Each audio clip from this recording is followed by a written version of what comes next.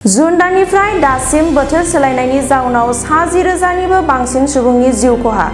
बिदुंनि दुंथाइ बांनाय लोगो लोगो गोबां सुबुङानो हालाय-हाफाय जानांदों।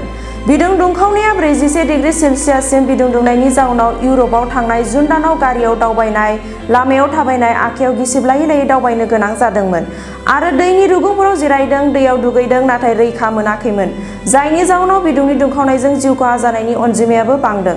दासिम इउर'पनि हादोरफोराव जुन दाननि जोबनायाव जानाय रेकर्ड बायदि बिदुं दुंनायनि जाहोनाव 10,000निबो बांसिन रुंसारि जानायनि खौरां मोन्नाय जादों। बे थैनायफोरनि गेजेराव बांसिन 9,000निबो बांसिनानो 65 बोसोर बैसोनि मानसिफोरमोन। गोबां दुंखावनाय बिदुङा हिट स्ट्रक जाहोनानै आरो हां लानायजों सोमोन्दो गोनां बेरामफोरखौ बांहोनानै मानसिफोरा जिउ खहा जानांदों, जायनि जाहोनाव बैसो जानाय मानसिफोरा बयनिख्रुइबो बांसिन खहा जादों। बे बिदुं दुंखावनायाव थैनाय सुबुंफोरनि गोसोआव गिख्रंथाव सोमखिखांनाय लाबोदों।